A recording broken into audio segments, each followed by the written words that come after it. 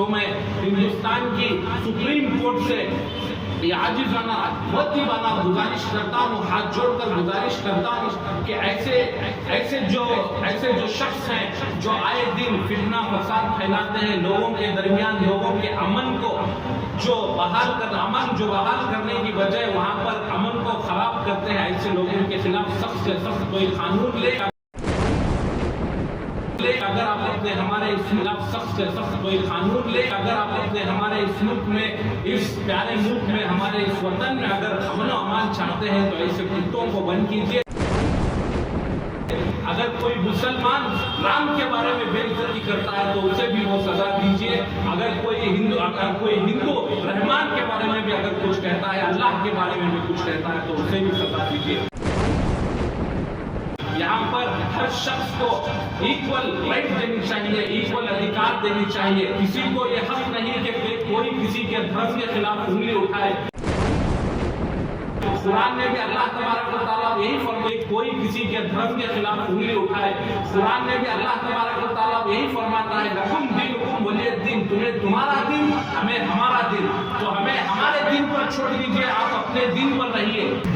Hello everyone, मैं हूं अमरा, आप देख रहे हैं वॉइस ऑफ बैंगलोर। दोस्तों, आज हमारे साथ मौजूद हैं कर्नाटका जनरा ध्वनि के प्रेसिडेंट, जी हाँ, कर्नाटका वॉइस ऑफ पब्लिक के प्रेसिडेंट जनाब इमरान पाशा साहब।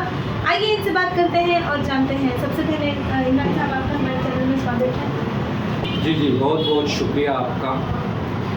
सर, मेरा पहला सवाल आपसे ये है कि अभी गुस्ताखे रसूल के बारे में, जो आप सल्लल्लाहु अलैहि वसल्लम के बारे में फिर से भला बुरा कहा जा रहा है, पहले भी ऐसा हुआ था मगर फिर से ये हो रहा है, कोई इसके पर एक्शन नहीं ले रहे हैं, तो आप इसके बारे में क्या कहना चाहते हैं? मैं सबसे पहले आपका ये शुक्रिया अदा करता हूँ, जो कि बहुत ही संजीदा मामला है। देखिए, किसी भी कौम का जो भी रहबर होते हैं, जो भी उनके ईश्वर होते हैं, बहुत ही आस्था की बात होती है।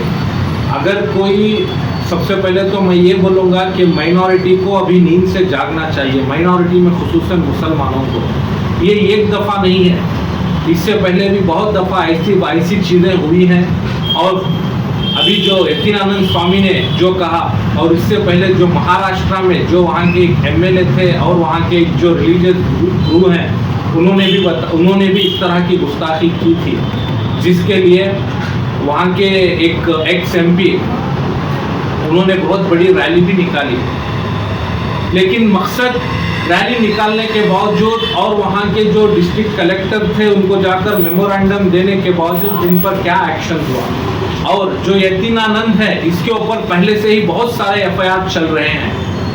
ये एक ऐसा शख्स है जिसे खुद इसकी कौम के लोग इज्जत नहीं करते, दर बदर भटकते रहता है, कभी रोता है, कभी गिड़गिड़ाता है आकर, कभी भीख मांगता है, कभी वहाँ के जो CM है योगी आदित्यनाथ के बारे में बोलता है, कभी प्राइम मिनिस्टर मोदी जी के बारे में बोलता है, ऐसा बोलता है। इसका कोई स्टैंडर्ड नहीं है और इसका कोई क्लास नहीं है। लेकिन मैं आपके माध्यम से ये हुकूमत हिंद को ये बताना चाहता हूँ, अगर आप ऐसे कुत्तों को लगाम डालकर बंद नहीं करेंगे, या ऐसे पागलों को पागल खाने में अगर बंद नहीं करेंगे, अगर ऐसे चीज़ों का अगर आप फैसला ऐवानों में नहीं करेंगे, तो ये मत भूलिए कि अगर आने वाले दिनों में अगर आपने इसका फैसला नहीं किया, ऐवानों में नहीं किया, तो वो वक्त दूर नहीं जब लोग मैदानों में उतरकर ऐसों का फैसला करेंगे। देखिए, हम और माइनॉरिटी और हर कोई कश्मीर से लेकर कन्याकुमारी तक हिंदुस्तान का जो आईन है उसकी इज्जत करते हैं, उसकी कदर करते हैं। और हमारी जो फ्रीडम ऑफ स्पीच है, फ्रीडम ऑफ एक्सप्रेशन है, तमाम चीज़ों को हिंदुस्तान के कानून के दायरे में रखकर हम बता रहे हैं, कह रहे हैं। अगर आप लोग हिंदुस्तान के कानून की इज्जत नहीं करोगे, अगर आप हिंदुस्तान के कानून के हिसाब से फैसला नहीं करोगे, तो हम भी आने वाले दिनों में शायद इस फैसले को नहीं मानेंगे और खुद फैसला करने पर मजबूर हो जाएंगे। तो मैं हिंदुस्तान की सुप्रीम कोर्ट से ये आजिज़ाना मुद्दीवाना गुजारिश करता हूँ, हाथ जोड़कर गुजारिश करता हूँ कि ऐसे जो शख्स हैं जो आए दिन फितना फसाद फैलाते हैं, लोगों के दरमियान लोगों के अमन जो बहाल करने की बजाय वहां पर अमन को खराब करते हैं, ऐसे लोगों के खिलाफ सख्त से सख्त कोई कानून ले और इनको ऐसी सजा दे कि आने वाले दिनों में इनको देखकर दूसरे ये काम करने की कोशिश ना करें। और भले ही और मैं हर स्टेट की, हर राज्य की सरकार से भी ये गुजारिश करता हूं कि सेंट्रल तो अपना काम करेगा, लेकिन अगर आप अपने राज्यों में, अगर आप अपने स्टेट्स में अच्छा माहौल चाहते हैं, तमाम को लेकर अपने स्टेट्स को भी आगे बढ़ना चाहते हैं, तो आप लोग भी आगे आइए और अपने स्टेट की लिमिट में भी ऐसा कोई कानून बनाइए कि अगर कोई वहां का अमन डिस्टर्ब करता है, माहौल खराब करता है, तो उसके लिए क्या सजा चाहिए। देखिए, हमने बहुत सारे नुपुर शर्मा का भी केस देखा था और इससे पहले कमलेश तिवारी ने भी ऐसे कहा था। ऐसा क्या हो रहा है? हमारे पास एक दो इंसिडेंट नहीं है, ऐसे कई इंसिडेंट हैं और नुपुर शर्मा की वजह से वहां पर एक निर्दोष शख्स जो एक टाइलर था उसका कत्ल किया चंद गुंडों ने।